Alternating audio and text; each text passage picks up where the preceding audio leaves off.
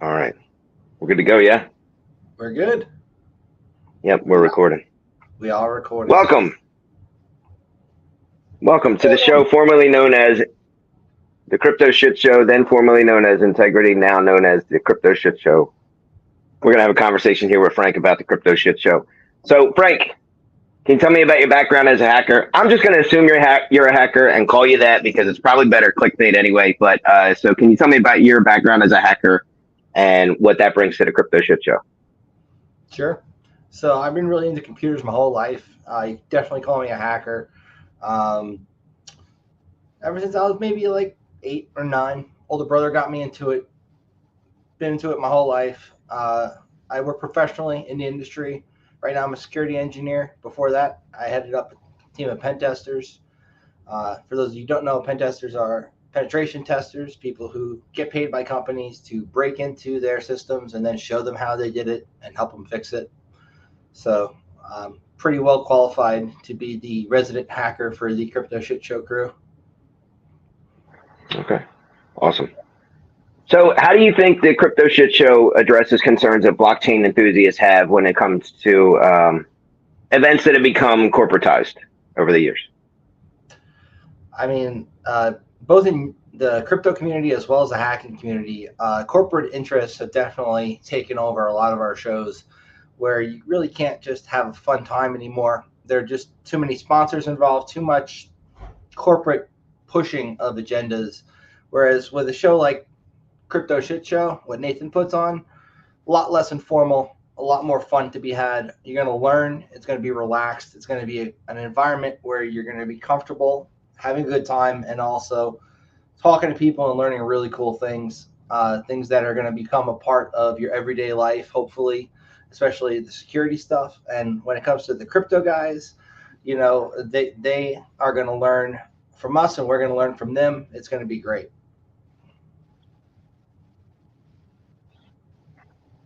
Okay. So, through the years, Nathan's mission has been to bring developers and security analysts together.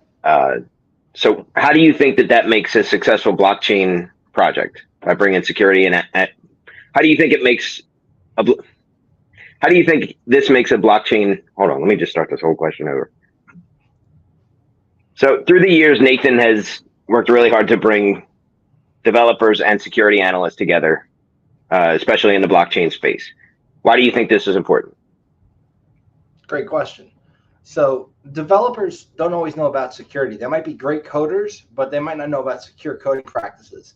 Security guys don't always know a lot about blockchain projects. They might be able to help secure your average Web 2 project, but when it comes to these Web 3 projects that are incorporating blockchain aspects, might not be as well versed. But when they work together on a project from the start, you get a project that's built securely from the ground up, where you don't have to add security on later and hope that it works. So I think by connecting these two groups, we can definitely make a really big impact in making sure that these blockchain projects are built securely from the ground up and avoid a lot of these issues we've seen that are leading to people getting their funds stolen from wallets, people having all sorts of issues when it comes to these blockchain projects, and also improve the overall ecosystem for everybody. Just make it a better, safer environment. So when you're working with these apps, working with blockchain development, it's just going to be all around like a better experience for people because you can actually talk to the other side. One of the problems I've seen over the years is that a lot of people in the InfoSec space don't respect people in the crypto space, and a lot of people in the crypto space think they know everything about InfoSec until they screw up and then have an issue with their project. So by bridging that gap, it's going to be a lot better for everybody because we're not going to have these issues anymore. It's going to be a lot safer and more secure. And I think that's why Nathan's trying to bring us all together to make this happen.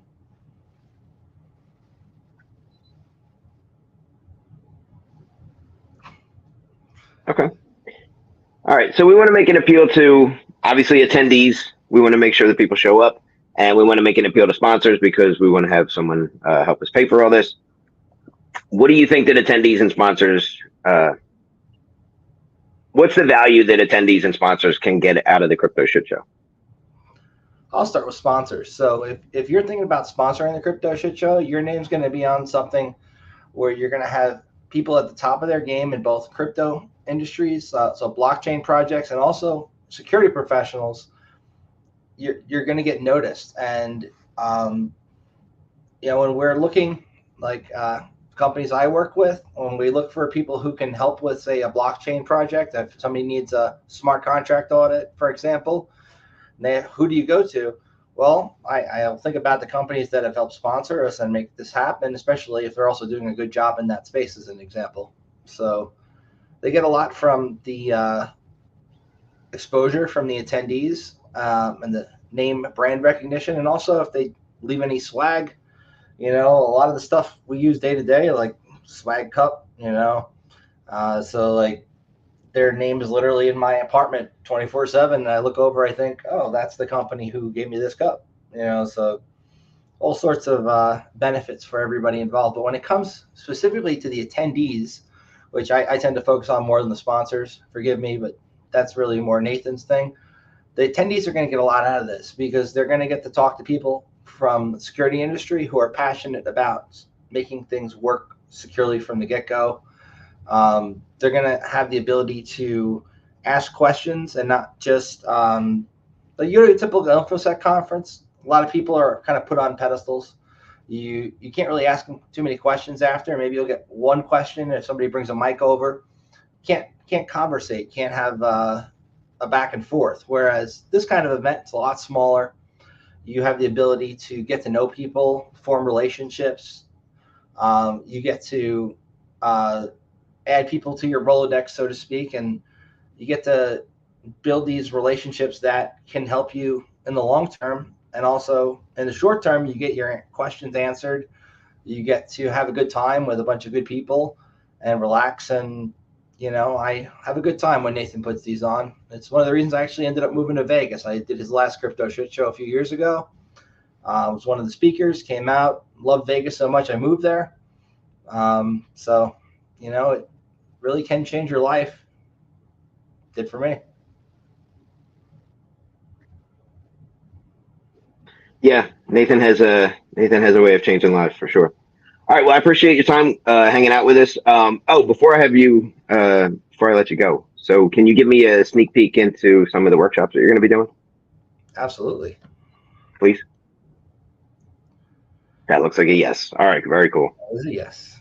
So the workshops we've got, we're going to cater these to all skill levels, so you don't have to be a hacker to learn something in these workshops. You don't have to be a blockchain expert. These are workshops that are going to benefit everybody from different aspects of their life. So the first one is a router workshop.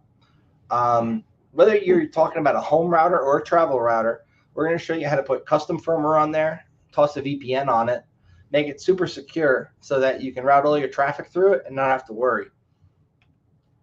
We're going to go through all the different steps of identifying different routers that are compatible for this, downloading the firmware onto it, safely flashing it, setting up a VPN on it, ensuring all the devices are going to benefit from that encrypted traffic, and also troubleshoot any of the common issues you might experience when you're trying to do it. Next workshop is one I kind of put together that I thought was a good fit for this kind of crowd. It's called the Meshtastic Workshop. So this is a cool project I saw online and started working on my own.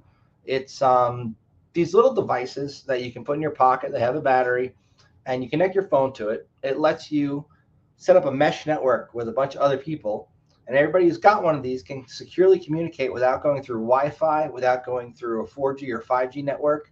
It's all just based on like 900 megahertz radio that's going from here to there, point to point, and a little bit of a mesh, and it's resilient. So a good use case would be this: if you're going to a protest or something, as an example, maybe they might turn off the cell phones or be intercepting who's talking on that. This way you can talk to your friends, coordinate where you're going to be. Or if you're just at a hacker conference or any conference, really, you want to have a secure way of communicating with your friends. This has got a pretty good range to it. It'll fit, any conference center for sure. And you can talk to people in a secure way where your messages are encrypted. Really cool little project. And we'll show you how you can build it from really cheap parts, put it together for less than $50, and use it every day if you want. We're also even going to show you how you can put a BBS on this. For those old people like me, BBSs were like before the internet, how we'd all communicate with one another, bulletin board services. So you'd call this up on your modem, and then you'd be able to like play these multi-user dungeon games and all this cool stuff and send mail to other people. Now we're going to show you can put that kind of software on these little software-defined radio devices, and you can have that same kind of functionality again, that kind of relive the old days with a bunch of your friends, which I think is pretty cool. And it's all your messages are secure and encrypted right off the bat. Next, the bad USB workshop. So this one I like because it teaches some people about how some hacker tactics. So like there's this company, Hack5, they sell this device that's like $75. It's called a Rubber Ducky. It lets you plug it into a computer and run these keyboard and mouse attacks where it'll act like it's a keyboard and it'll open up a command prompt and type these words out. And next thing you know, that computer is connected to the attacker's computer and it's compromised.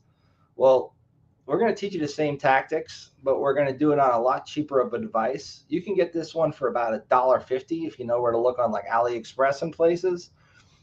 Really cheap hardware, but the same functionality. So you're going to be able to say, plug this in, have it run any automated task you want.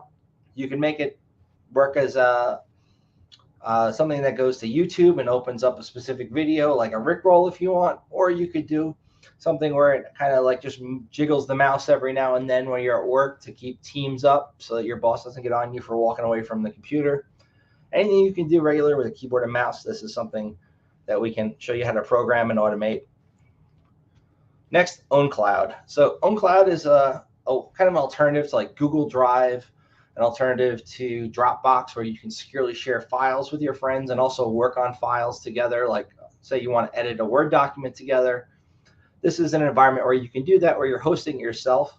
We're going to show you how you can host it on like an old computer you've got laying around, a Raspberry Pi, or even put it up in the cloud and like a virtual private server.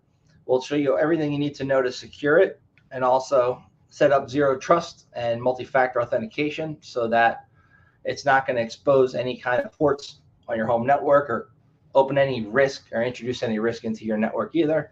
They show you the best practices, and you also learn a little bit about security engineering in the process, how to set something up securely, something a lot of the blockchain people are very interested in. Like, how can I securely share stuff with my friends? Well, this might not be a blockchain solution, mind you. It is a pretty awesome solution to that particular problem without having to give Google or one of those big tech companies access to your files, and you can still share it with your friends. Next, OSINT basics. So this workshop, we're going to teach you how hackers are able to find information on people, and also show you how you can wipe some of that data from some of those places the hackers would find it. We're going to talk about different tools such as Maltego. Maltego is great for showing relationships between different types of data. In this case, like somebody's Facebook profile tied to their email address, tied to other sources of data that they've got there. We're going to show you how you can use other tools like ReconNG for reconnaissance, show you how to do these kind of reverse facial recognition image searches. So if you take a picture of somebody, we'll show you how you can use that and find their social media profiles without even knowing their name.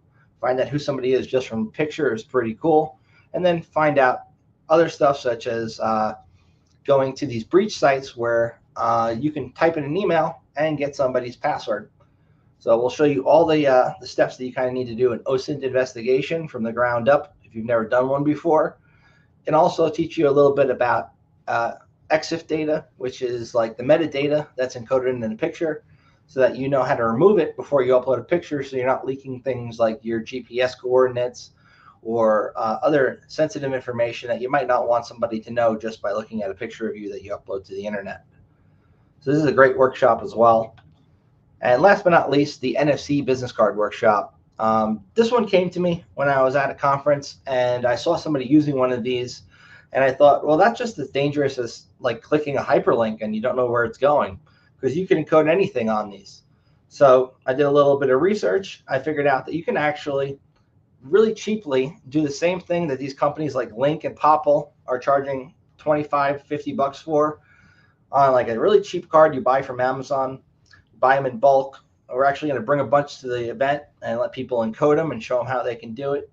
And the point of this is that we're going to teach you how to not leak data when you scan one of these business cards, because you can actually gather a lot of intelligence just based on somebody scanning one of these on their phone. Phones leak a lot of data in their built-in browsers. So like, we're going to show you how to avoid giving somebody the GPS location of where you scan the card, your phone model, the amount of battery percentage left on your phone, other websites you've gone to recently that are in your cookies. Just because you scan up somebody's business card doesn't mean that they should get that kind of data, and we'll show you how to lock down your browser on your phone so that you don't leak it. But we'll also show you how you can do that same kind of thing if you're interested in it, as well as just a straight up link to a regular site where you might want to have a profile, for instance, sharing your contact information with somebody else. We'll show you how you can set that up on a really cheap little card. You make as many of them as you want. You can give them out like candy. I think it's a really great workshop, and it's going to teach people to be a little bit more cautious when just scanning a card, because it's really the same thing as just clicking a link in an email, and that can be just as dangerous, with phishing and all of that. It'll teach you how to avoid the pitfalls that can happen from not understanding how to secure your device. So this is probably my favorite workshop, honestly. But those are the ones that we have planned for this upcoming event. And, we might rotate through them, might pick other ones. But these are the general ones that we've kind of gone with for now. And I'm pretty excited about it. I hope you guys are too. I'm blown away. I'm in this space. I know a few things on the surface. Okay. But, as far as hacking goes, I watch a lot more stories than I am the star of the story, but I'm blown away. I'm fascinated. So I can't wait. So anything else? I think that's all. Just want to say thank you for your time, and it's been great talking with you today. Thank you for your time. This was amazing. I can't wait to see this at the show. Make sure you get your tickets, integrity.show. Thank you. Take care. All right.